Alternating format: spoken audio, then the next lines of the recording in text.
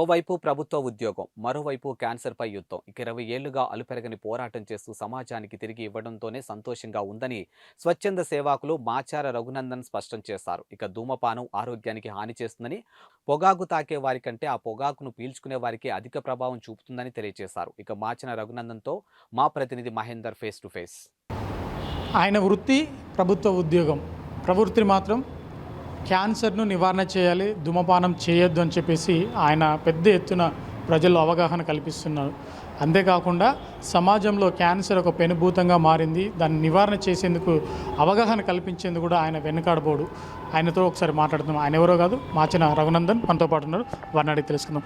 World cancer day సందర్భంగా అసలు మీరు ప్రభుత్వంలో ఒక ఉద్యోగిగా పనిచేస్తూ, ఒక ఆఫీసర్గా పనిచేస్తూనే ఇటు ప్రజల్లో అవగాహన కల్పిస్తున్నారు. అసలు క్యాన్సర్కు ప్రధాన కారణాలు ఏంటి?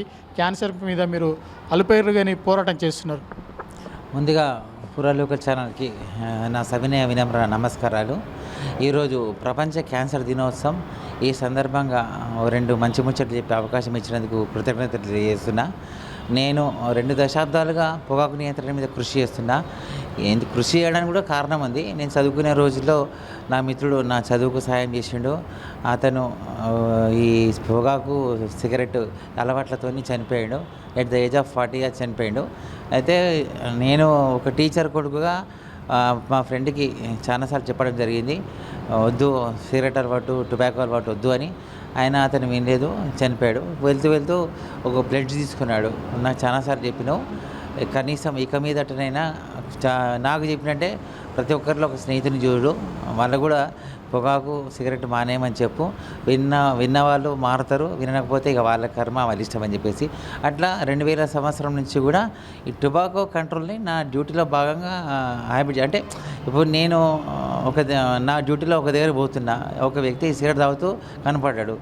జస్ట్ ఒక నిమిషం స్పేర్ చేసి, it's not a good habit, it will cause cancer. ఎందుకంటే సిగరెట్ డబ్బా మీద రాసి ఉంటుంది పొగాకు క్యాన్సర్ కారకం అని రాసి ఉంటుంది.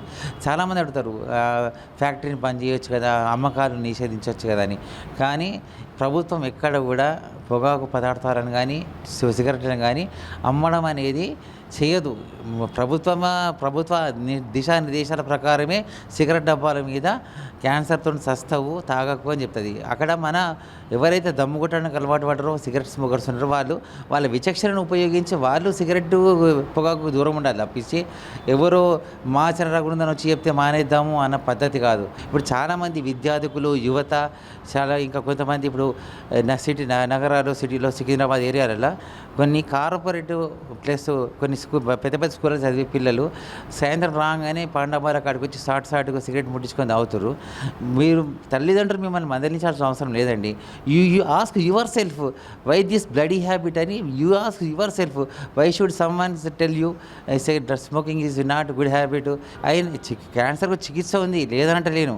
కానీ నీ ఆరోగ్యం నువ్వే డబ్బు పెట్టి సిగరెట్లు కొని బీడీలు తాగేసి నువ్వే ఖరాబ్ చేసుకొని రాత్రింబాగోలు దగ్గి ఇంటిల్లి పాదుల్ని ఇబ్బంది పెట్టి.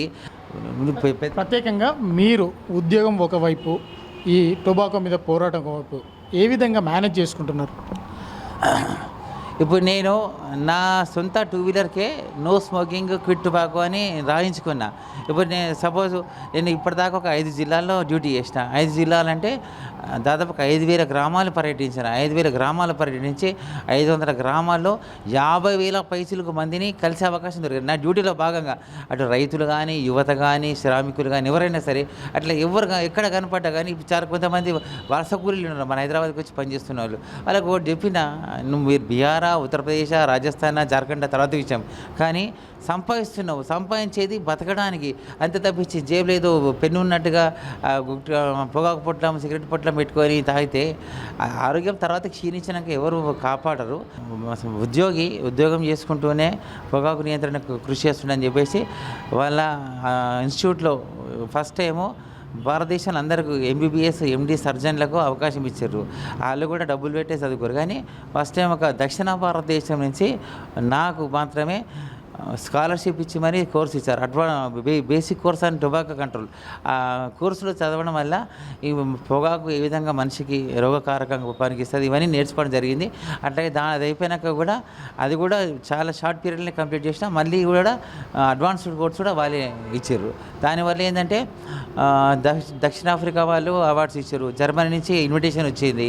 ఎయిమ్స్ వాళ్ళైతే ఎక్కడ వాళ్ళ ప్రోగ్రాం జరిగినా కానీ కంపల్సరీ, అంటే నేను వైద్యుని కాదు, ఒక సాధారణ ఉద్యోగిని, వైద్యుని కాకపోయినా కానీ ఎయిమ్స్ వాళ్ళు ఎక్కడ ప్రోగ్రామ్ చేసినా కానీ టొబాకోని కంట్రోల్ చేయడంలో ఎట్లా ఎఫిషియెంట్గా పనిచేస్తుండని చెప్పేసి నాకు ఇన్వైట్ చేస్తున్నారు. మీలాంటి వాళ్ళని అంటే మీతో పాటు ఈ కార్యక్రమం పులి స్టాప్ పెడతారా, లేకపోతే మీలాంటి వాళ్ళని ఇంకా ఎంతమందిని తీర్చిదిద్దాలి, సమాజానికి ఉపయోగపడేలాగా వారికి అవగాహన కల్పించాలని ఏమైనా వారిని రూపొందించే ప్రయత్నం చేశారా? ఇప్పుడు నేనంటే నా ఇద్దరు స్నేహితులు, ఇంటర్మీడియట్లో ఒకతను, డిగ్రీలో ఉన్న ఇద్దరు, ఒకతను ఈ టొబాకో ఎఫెక్ట్ వల్ల చనిపోయారు. వాళ్ళు చనిపోతూ ప్లెడ్జ్ తీసుకున్నారు. రఘు కొంచెం మేము ఎట్లా పోతున్నాం సేమ్ ప్లెడ్జ్ సమాజాన్ని మార్చే ప్రయత్నం చేయని చెప్పేసి, అంటే అందరూ అదే పని చేయాలని అడగను. ఎందుకంటే చాలామంది ఒక మనిషిని పిలిచి ఆపి సిగరెట్ ఎందుకు తాగుతున్నావు, మంచిది కాదు, చెడ్డది అని చెప్పే తందుకు పూనుకుంటారని అనుకోను. ఎందుకంటే అవతలోడు ఏమనుకుంటాడో తిడుతుండొచ్చు కదా అనుకుంటా. చాలామంది మీరు చెప్తున్నప్పుడు చిరాకు పరాకులు పడదు, మీకు ఎందుకు లేవా, మా డబ్బులు మా ఇష్టం, మీరు ఎందుకు అడుగుతున్నారు, మీరు ఎందుకు క్వశ్చన్ చేస్తున్నారు అని ప్రశ్నలు సమాధానాలు మీకు ఎప్పుడైనా వచ్చినాయి? ఒక వ్యక్తి ఈజీగా వింటే అది ఎట్లుంటుందంటే న్యూట్రల్ ఉంటుంది అనమాట. ఈజీగా విని వదిలేస్తే అంటే ఇట్లా విని ఇట్లా వదిలేదు. ఒక మనిషికి కోపం వచ్చిందంటే వాడు కొంచెమని ఆలోచించేప్పటికైనా ఏ ఆద్మీ మీద ఈ మనిషి నాకేందుకు చెప్తున్నాడని కొంచెం కోపంగా స్పందిస్తే నాకే మంచిది. ఎందుకంటే కోపం రావడం అనేది ఆ మనిషిలో కొంచెమైనా బాధ కలిగితేనే కోపం వస్తుంది.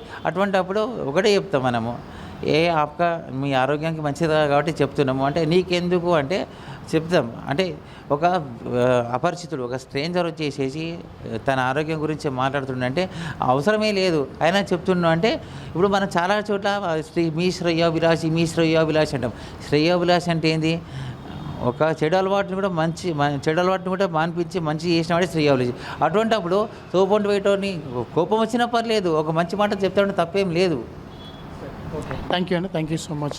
మొత్తం మీద ఎవరైతే సిగరెట్ కైనీ కానీ గుట్కా కానీ తంబాకు కానీ ఎవరు తిన్నా కూడా ఖచ్చితంగా వారికి ఒక అవగాహన కల్పిస్తాను. వారికి వచ్చే సమస్యలు కావచ్చు, అనారోగ్య విషయంలో కావచ్చు, వారికి వివరాలు తెలిపి వారి హృదయాలు మార్చాలి, వారి మనసును మార్చాలి, వారికి మంచి ఆరోగ్యం ఇవ్వాలన్న ఒక ఇంటెన్షన్ కొద్దిగా చేస్తున్నాం తప్ప ఇంకా వేరే ఏం లేదు. సమాజానికి తన వంతుగా ఈ కార్యక్రమం చేస్తున్నాం. గత 20 సంవత్సరాలుగా ఇలా సేవలు చేస్తూ ఎన్నో అవార్డులు రివార్డులు తీసుకోవడం జరిగింది. ఇది సమాజంలో ఒక కీలక మార్పుకు శ్రీకారం చుడుతుందంటున్నారు. Vote studio.